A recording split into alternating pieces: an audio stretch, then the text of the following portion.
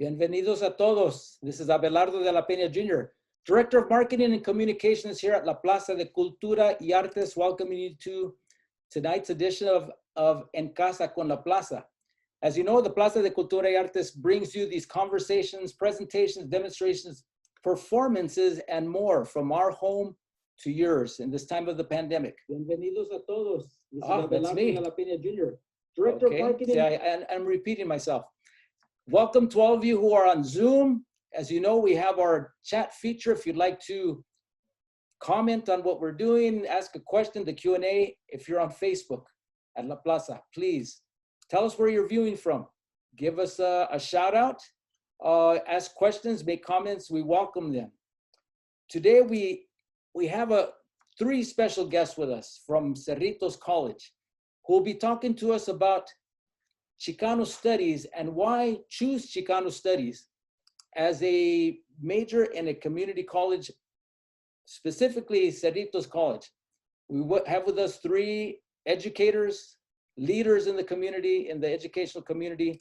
Real briefly, I'll tell you who's on our panel. We have Dr. Jos Fierro, who's the president and superintendent of Cerritos College, Dr. Ralph Casas, MeChLaS department chair, and Dr. Henrietta Hurtado, EOPS professor of counseling.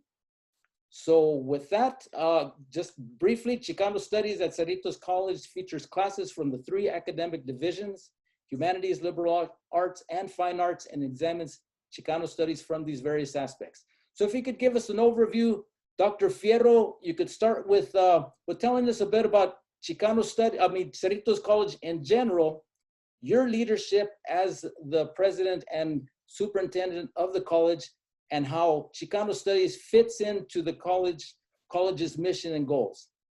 Take it away. Good evening. Thank you, Abelardo. Very excited to be here with all of you today. Good evening, everyone that is joining the broadcast. So my name is Jos Fierro, and I'm the president and superintendent of Cerritos College. I've been with the college for almost 6 years now. This is my 6th year. Has been an incredible experience. Cerritos College is a minority-majority institution. About 74–75% of our students are Latino, Latinas, and only about 6 to 8%, depending of the year, are white students. So we are predominantly, as you can see, based on the demographics, minority-majority institution, and we're incredibly proud of being a minority-majority institution. The area that we serve is an area that has a population, a very diverse population, mostly of color. And one of the best things that you have around Cerritos College is the food. You can eat literally from across the globe within a few blocks if you are in Pioneer Boulevard. So the cultural richness of the area where Cerritos College is located, right on the 605 and 91, it's incredible. You wouldn't see that level of diversity in many other places around the country.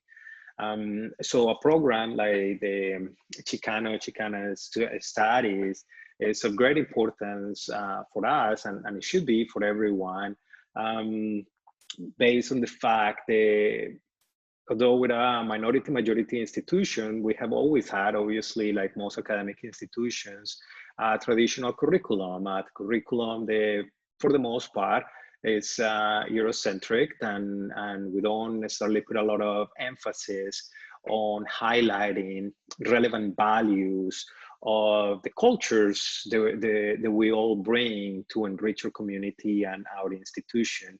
So over the years at Cerritos College, we have made an effort to bring many cultural events to campus, to make the curriculum more culturally relevant. And I think bringing the Chicano Studies program is a step in the right direction to teach about a culture that has not been the traditionally dominant culture within our country and state and communities. I'm very proud of the program, and I'm especially proud of the fact that it's a program that is housed in 3 different divisions: in humanities, in liberal arts, and in fine arts. So you get a broad spectrum of different areas and different topics they are culturally relevant for our students. I have to say that this program is not only for minority students, or it's not meant to be exclusive. I think it's meant to be inclusive. I think the students that are not students of color would benefit from taking these programs, just like Chicano students, Latino students, Colombian students will benefit from taking, for instance, African studies or Asian studies. The more we learn about each other, the better we all be. Dr. Fierro, Chicano Studies has been in the curriculums or as a department or a program at colleges and universities for more than 50 years. Starting at Cal State LA. But your program started, what about in 2018, is that correct? 2017, the planning began, I think in 16. It is my understanding that we used to have a variation of the program many years ago, and apparently kind of went away. And at some point, I guess we lost our direction there and try other things, but we're back on track, and I think the break helped us to understand that the program has to be a program that is multidisciplinary and embedded within the campus in order to bring the experience, a richer experience to our students. I don't, it's my opinion, not the college opinion or Henrietta's or Ralph's opinion. The interdisciplinary programs, particularly those that are around ethnic studies and cultural studies, need to be embedded within the culture of the institution, meaning the events need to be culturally oriented, representation of the communities that we represent, the students we have on campus, and curriculum of courses that are outside of the program should do what they can in order to bring the curriculum to the students in a culturally relevant manner. So for instance, I used to teach anatomy and physiology and microbiology, and I cut myself always providing examples of scientists that were European. And one day I was thinking, why every example that I have is Eurocentric. So I did some digging and I found plenty of examples of very successful scientists that are people of color. So I started incorporating those into my classes, and it was a good experience for all the students, not just for the students of colors. They saw someone that looked like them on the projector having done something big. And that seems to be the heart of Chicano Latino studies, is providing a non-Eurocentric view of different aspects of our life, for you know, like you in your example, anatomy, but then there's also art, education, their history, and so on. And the fact that you do it in 3 disciplines, was that a challenge to put together? I think I will let probably Henrietta or Ralph answer that one, because I didn't think it was, but I wasn't the one doing the work. So I will say that is a better question for either Henrietta or Ralph that were involved in the process. Okay, well, let's bring on Henrietta Hurtado. Dr. Hurtado, you're the one who approached La Plaza with this wonderful topic. At La Plaza, as you know, we try to tell the story of Mexican Americans, and all Latinos in the founding, evolution, and growth of Los Angeles and the Los Angeles area. And of course, we recognize the importance of the Chicano from the movement in the 60s through the path that it's taken up to now. And so with bringing attention to your college, I think that's a good way to introduce the Chicano Studies concept to our viewers who may not know too much about it. But if you could please speak a little bit about the founding, show us the presentation that you have that could kind of talk us through the steps. You're on mute, please. Thank you. I'm happy to share my screen and walk you over our program. Can you all see that? Okay, so we are the MeChLaS department, Mexican American Chicano Latinx Studies department. And thank you again, everyone, for joining us and for agreeing to put this event together. Our topic tonight is choosing Chicano studies. And I would like to answer your question. You asked if it was difficult or challenging to merge these three pathways to convert them into Chicano studies. I would say yes, because as you mentioned, we had already a pre-existing program that went away and we lost the way. And somehow some of our faculty who kept teaching Chicano studies and language, which is Spanish, made it a point to highlight the predominant roots of our campus community. So this has been definitely a community effort on behalf of our faculty, our student leaders, counseling faculty, administration, and of course we have to thank Dr. Rick Miranda and Dr. Fierro, because they've been there for us and supporting us along the way. So yes, it's an effort, but definitely worth it. Otherwise we wouldn't be here today. And of course, Dr. Casas took after the program once Professor Arce, who passed the torch on to Dr. Casas to lead the program, made this department, sustained it basically, because it does take a village. So our program is a combination of disciplines. And let me just briefly walk you through it. So we came up with this really innovative, unique acronym for our program, Mexican American Chicano Latinx Studies Department. We chose this as a way to resemble the needs in the community that we educate. And of course, we maintain all sorts of equity, including gender and all sorts of intersections that also cross the pathways with being a Chicano or Chicana. And so our program is, has core requirements that you have to fulfill in order to graduate as a Chicano Studies major. You have courses in Introduction to Chicano and Mexican American Culture. That is actually a Spanish class, and it's a 5-unit course. You take also a Mexican Literature in Translation course, Chicano Literature, and of course, Spanish. That will be 2 semesters of either elementary Spanish or a bit of more advanced level of Spanish, and 2 elective courses. So it's an interdisciplinary framework of courses in public health, history, art, women's gender studies, sociology, philosophy, psychology, Spanish, English, anthropology, and of course, a counseling class never hurts. So I do teach a dynamics of leadership class also as an elective course, which is a course that I make sure to highlight multicultural leadership values and also embed the community-based learning component onto it. We also have an introductory course of health of underserved communities, which is also now about to become health occupations or Chicano Studies 100.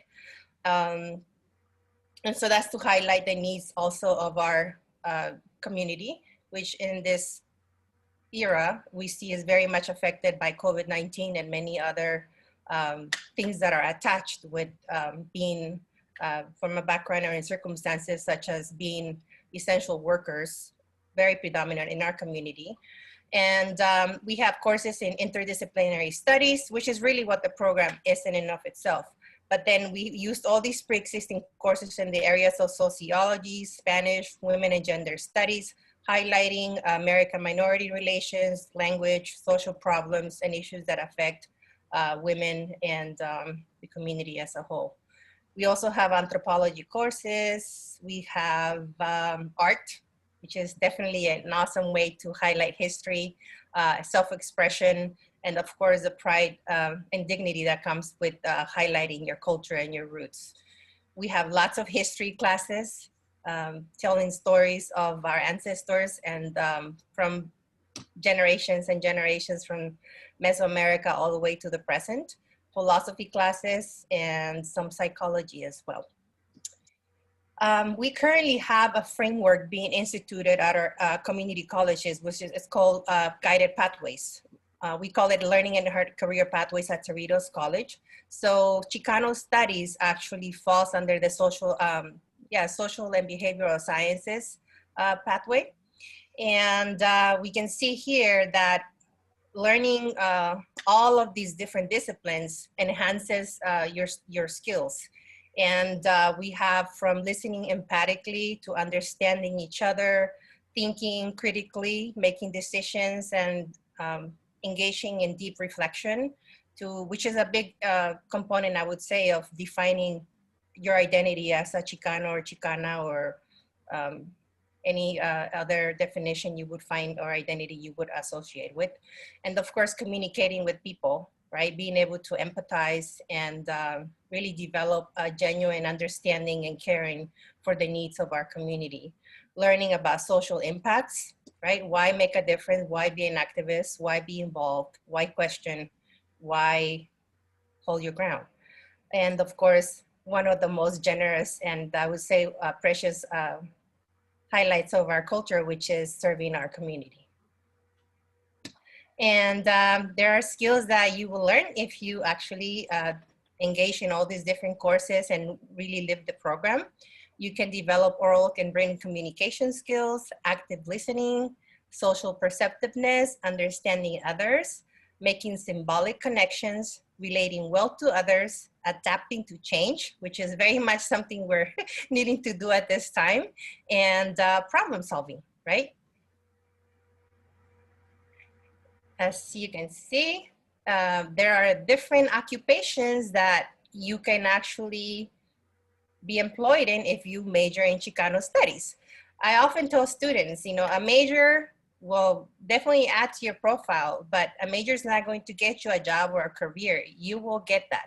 So it's important to start, you know, having service opportunities, internships, jobs, because there are lots of occupations that it'll prepare you for, but you have to get experience. So you can become an adoption agent, a public affairs specialist, a counselor, a professor, historian, a social worker, a city planner, politician.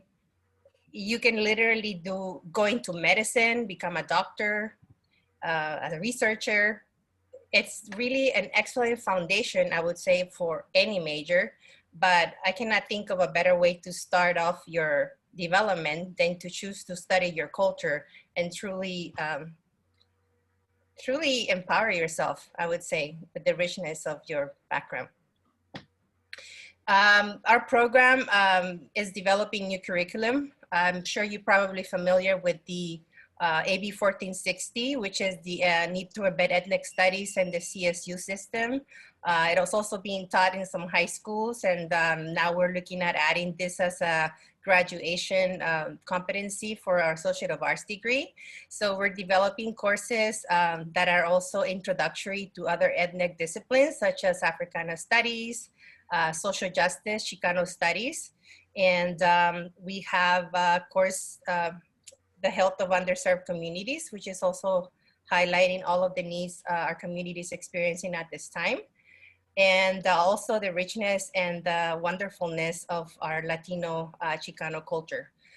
We have a course in mind as far as connecting with the CSUs as well, which is developing a U.S. Diversity and Ethnic Experience class in collaboration with our Social Justice Africana Studies program, and Health of Underserved Communities. We have lots and lots of faculty that support our program. So is it sometimes a little bit complex? It could be, but actually, to be honest with you, I think one of the reasons why I keep getting so involved with this program, ever since I've been at Cerritos, even though I never really officially belonged to an academic department, but rather the student services, is that I feel at home when I'm with all these faculty. We all share the same common values, and we support one another. And this goes to show you why it's so important to not only as faculty come together and highlight the importance of having this education embedded in our curriculum, but also what it does for our students. Because if we come together and collaborate, can you imagine what that will do for our students? So rather than looking at, like Dr. Fierro said, a Eurocentric approach to education is one in which we embed the values of community and sharing, and it become more transformative rather than transactional. So we have professors from Spanish to social sciences,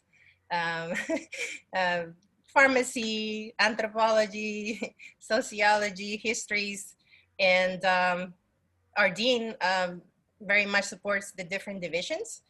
And so that's our Chicano Studies faculty family. We just recently also finished celebrating Latinx Awareness Month, supported by the Puente program and the Latinx community. So we also add our cultural programs to this event every year, and find different ways to embed our culture in our campus community. Currently working also on bringing a webinar on Dia de los Muertos history. And people ask me, do you know by any chance anyone who would be able to do this? And somehow I always have a connection. So that goes to show you why I'm here today, right? So we recently had, for example, a wonderful author that came to lecture, and Dr. Fierro also joined us. And in our one of our Introduction to Chicano Studies class, we had Jennifer Givon, author of the most recent novels, Jubilee and Trinity Site, talking about the richness and the importance of telling your story, the struggles we face as women, as Chicanas, as Latinos, as first generations, as single parents, mothers, all these different things that just humanize the experience and make you realize that we have a lot more in common than we think.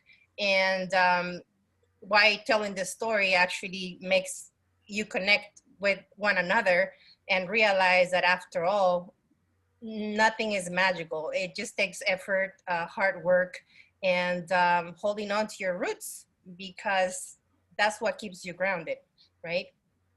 We also have a strong connection with UCLA. I think you're familiar with Dr. Hayes Bautista.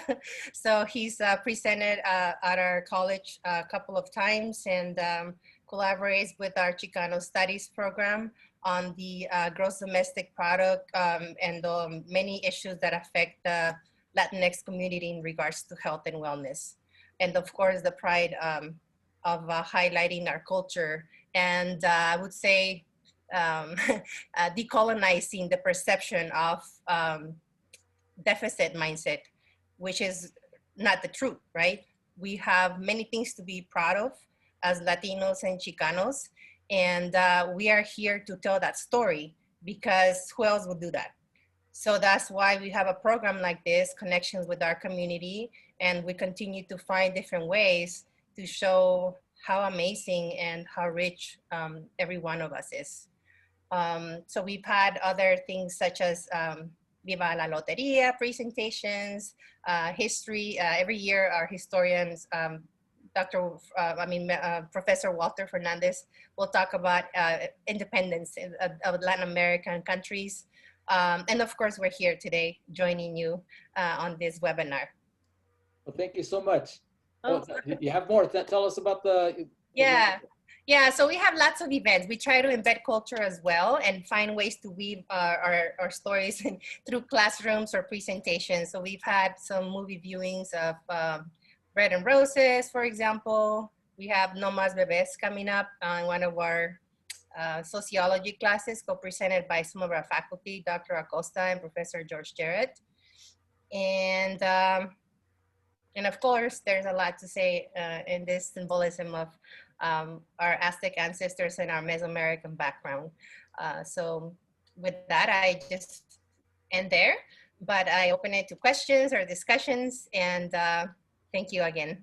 Well, thank you very much. That was pretty comprehensive. And I'm really amazed that the depth of your program and the faculty that you have teaching this. I have a few questions here regarding, is this a program in which a student will attain an Associate of Arts degree? Yes. Okay, and it also has transfer capabilities as well. Is that correct? That is correct. We are actually currently in the process of creating what's called an Associate of Science degree to transfer, which is pretty similar, I would say comparable to the transfer admission guarantee with the UCs that will guarantee admission to at least one of the CSUs as long as you complete that program. And that definitely will add more value to the purpose of majoring in Chicano Studies as an Associate of Science degree to transfer. Also recognized by the UCs, because even in the personal insight questions, they will ask if they're actually pursuing an AST. So we have it under Social Justice Chicano Studies, and we currently do also have a Social Justice Africano Studies program at Cerritos College. Okay, and I'm sure one of the questions that many, say, high schoolers or even students who are already in a community college about majoring in Chicano Studies, what are the professional outcomes? And you did list quite a few there. In journalism, as an educator, as an adoption counselor, and so on. And is that one of the questions that you're asked by students before they start on this program? Yes, I am. This program, and I'll be honest with you, all of the programs. I think in the development of career development in the human experience, and as a youngster or a young student, you question, what can I do with this major? And if I major in nursing, am I stuck as a nurse for the rest of my life? Is there no way out? And the answer is no. You can major in paper cutting and become a doctor. But of course, getting experience, obtaining skills, and really reflecting on the education that you're experiencing really helps you mature, I would say cognitively and emotionally, to the point where you feel grounded and strong enough to make that decision and detach, especially from the imposter syndrome, because that's something that I would say decolonizes education when you major in something like Chicano Studies, because once you go through a reflective process and you swim in the richness of your culture and this background, I think anyone that conscientiously does this, there's no way that you cannot find your pathway, because it helps you see the truth. And once you experience your essence and your strengths through a major like this, or any major you're passionate about, but that you really reflect upon, I think can be a wonderful experience. So you can become a lawyer, you can become a business owner, you can become the President of the United States. Right. We need one, right? And so please major in Chicano Studies or anything you're passionate about. But of course, this is a great major, a great pathway. And we're happy to help you find the way and map out a program of study so that you can embark on this journey. All right, great. Well, thank you so much. And if you could please stop your share screen here, I'd like to call up Dr. Casas, please. Dr. Hello, Casas, Abelardo. how are you today? Doing well, and you? Oh, doing well, thank you. My first question is, how long have you're chair of the department there. Yes. How long have you been teaching at Cerritos? Oh, I just started my 26th year. Well, congratulations. That's quite a tenure. I've been there And give us some of the nuts and bolts, if you please, of the Chicano Studies department. How many students are currently enrolled? What seems to be the demographic of the people that are coming in, their mindsets and so on? We have quite a few students. Unfortunately, we don't have an exact number, and we're trying to get together with our IERP division area to figure out the exact number, because as you may or may not know, students change majors quite a bit. And even though we want them to be, as Henrietta pointed out, guided in their pathway, and hence to have a chosen major, oftentimes they might be in, for instance, the WGS, the Women and Gender Studies program, and then start taking classes in Chicano Studies, and then direct their attention over our way. So It's flexible. We have a lot of students taking these classes. Last week, we were in a class that had over 30, 35 students who were in a Chicano Studies class. We hope that they're all Chicano Studies majors. However, we don't know. Likewise, I was in a Women and Gender Studies class, 25, 30 students. And the point at this right now is not necessarily to recruit numbers, but to get them to take the courses. Because as Henrietta and Dr. Fierro pointed out, learning their stories. When I talk to these students and we talk about their stories and their history, and they learn things that they've never known before, but not just history, but counter narratives to the dominant narratives that are now popular. For instance, the idea that Latinos are healthier. We have 30% lower heart attacks and 43% lower cancer and 24% less strokes. The fact that our lifespan is longer than just about any other group in California. The fact that babies are born just as healthy and the infant mortality rate is one of the best in the nation. People don't know this. They don't know those things. And, you know, we grow up at a time when we're told that we're bad hombres, right? And we need to we need to get rid of us. And yet, for years, since 1945, the Latinos have had the highest labor force participation, right? They work more hours per week and work more in the private sector and start more businesses, and more businesses survive, stronger families, and even healthier food choices, right? So these narratives that we're teaching the students, and they walk out of there, they feel like they have something to contribute. And that helps to counteract the negative stereotypes that they've incorporated. Therefore, they're not feeling like, as Henrietta said, the imposters, right? I mean, we all feel like an imposter. I've been in education 26 years, and I still question, why am I here today?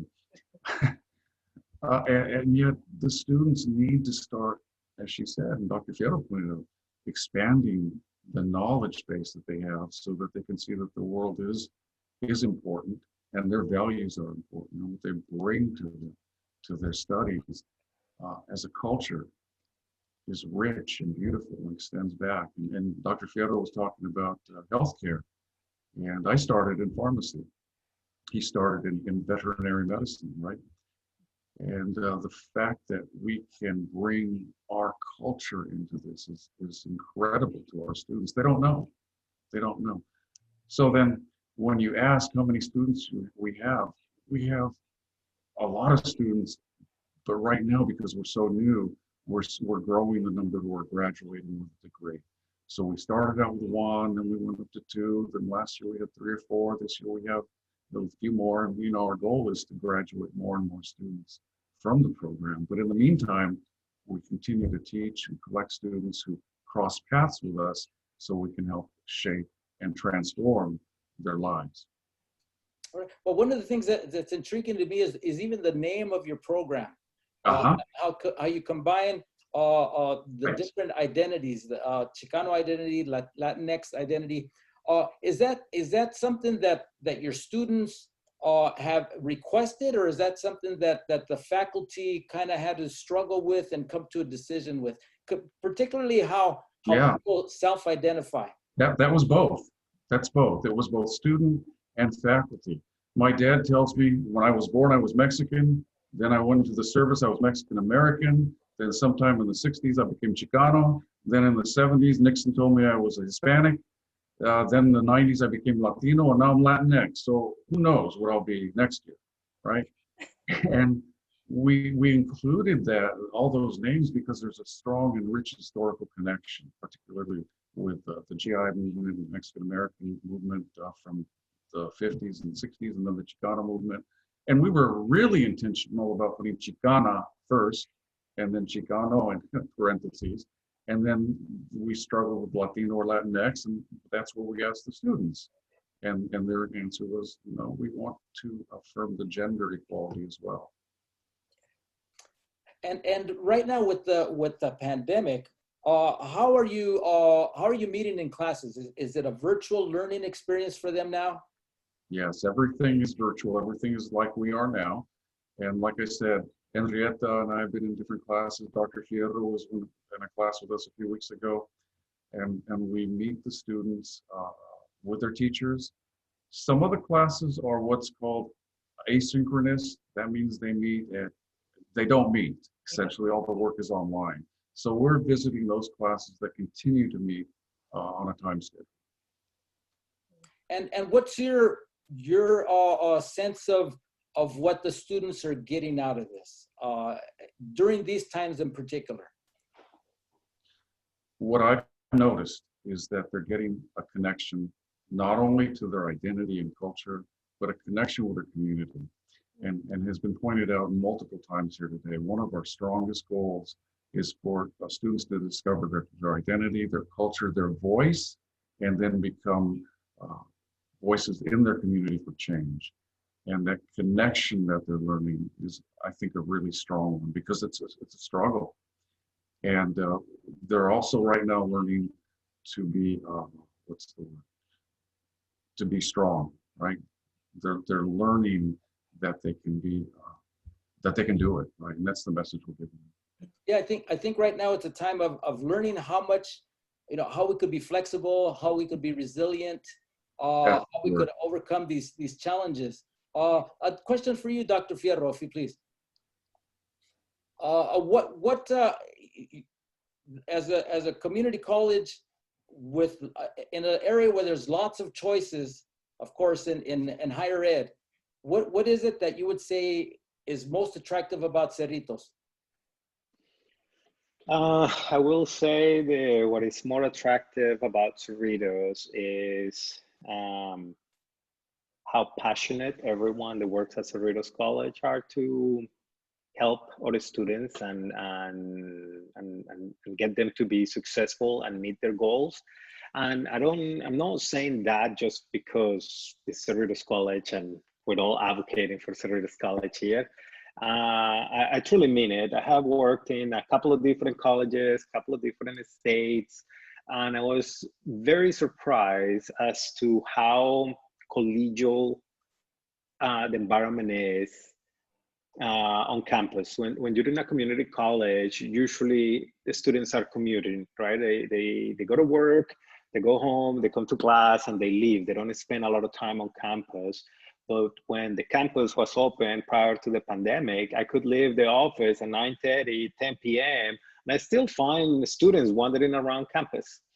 Or their student activities are incredibly rich. Students spend tremendous amount of time on campus, and there seems to be a connection between the students, faculty, staff, and essentially everyone that works on campus. So I think that sense of community and familiarity and support is what makes Cerritos College different and a place where other students want to be.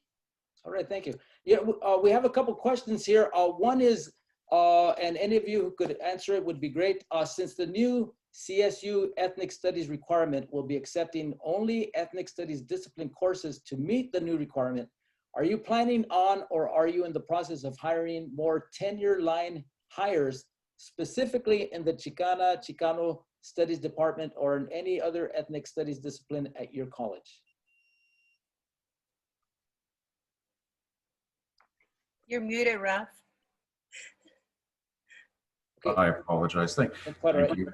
We hope that that's what's going to happen, that the ethnic studies prefixes will be the ones that are adopted. We haven't received final word yet. And if that's the case, then that's helpful to us. And currently some of our programs and classes are headed to the curriculum committee to get the Chicano Studies prefix on the courses. So then my Health of Underserved Communities class, which is HO 100, will now be converted to CS 100, Chicano Studies 100.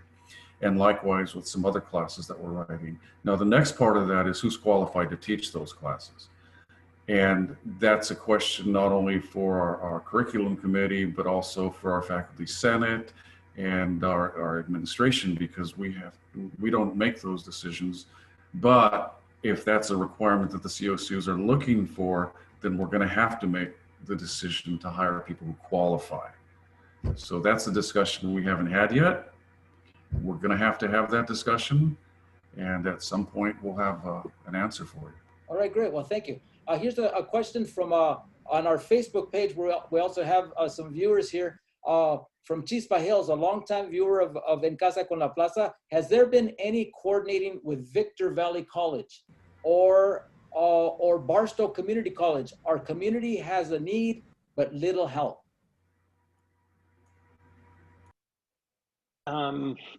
Not to my knowledge. At this point, we have not have the opportunity to partner with them, but we're always open to partnerships, and if there is a way to make that connection, we will be happy to collaborate, share what we have learned, and learn from what they have done as well. I think when we collaborate with other districts, there is always something that you can teach others and something that you can always learn from others. So we will be open if there is a way to make that connection. I think we will be happy to do that. I think it's for the greater good of our community. So I don't see a problem with collaboration. All right, great. Well, Chispa, please send me a direct message, and I'll get you in touch with the right person at Cerritos College.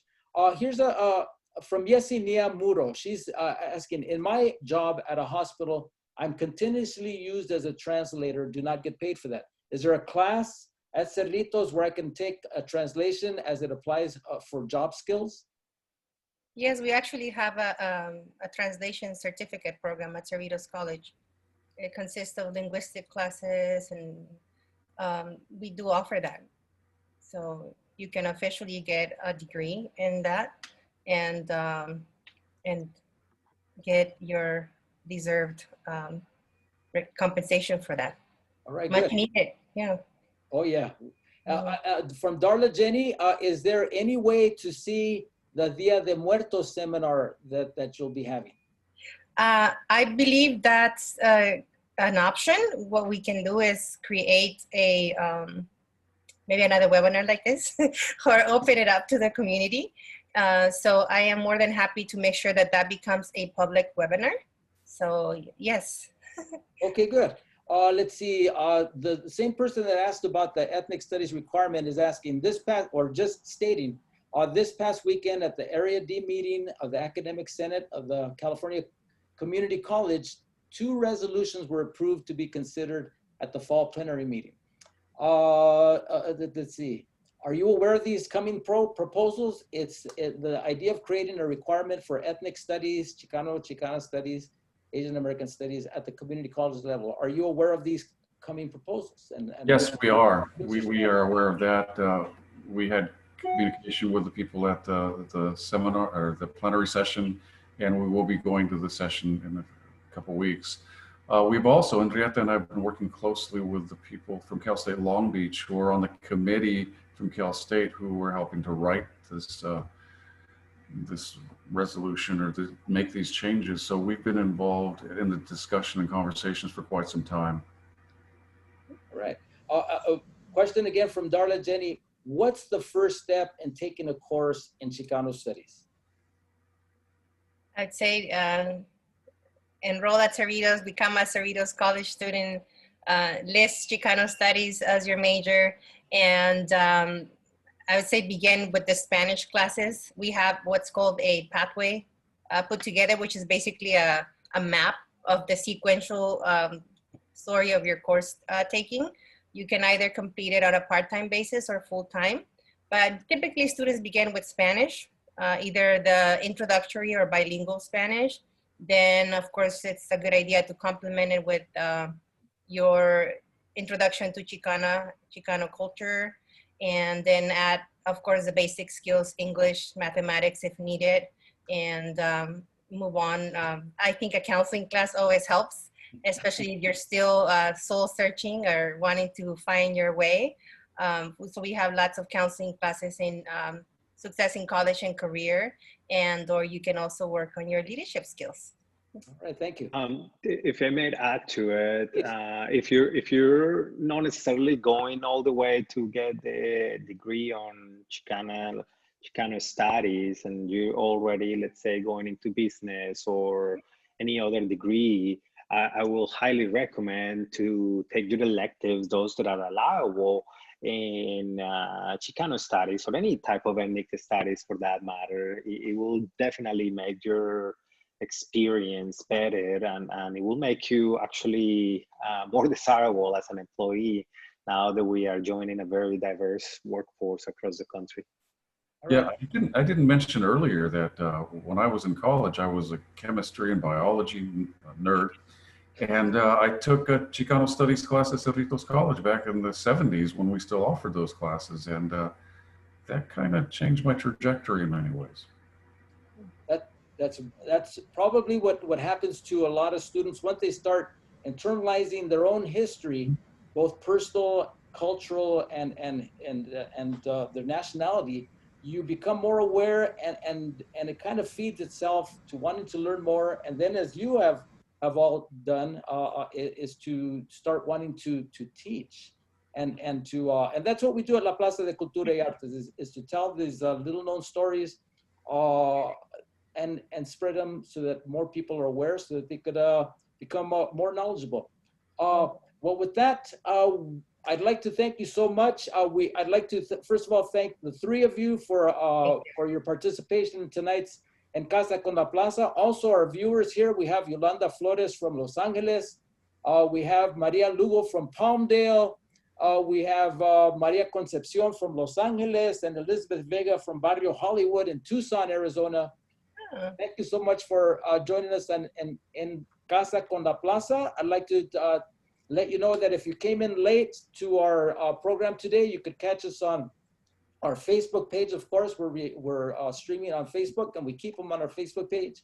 Also on our YouTube page at La Plaza LA, and also on our website at lapca.org. Just to tell you what's coming up on En Casa con La Plaza, coincidentally, we're having Dr. David Hayes Bautista joining us next Monday on a special program at noon. He'll be talking about, he and a group of others will be talking about the impact of COVID-19 on Latinos, the way forward. So you can join us on Monday, October 26th at 12 p.m. here on En Casa con La Plaza. And for the rest, if you want to know what we're doing on this program, on this webinar series, check us out on our website and on our Facebook page. We list all our events here. And so thank you so much. Thank you. Thank you so much, Abelardo. Gracias. Thank you for having us. Gracias y buenas noches. Buenas noches. All right, buenas noches a todos. Gracias. Thank you to all. De nada.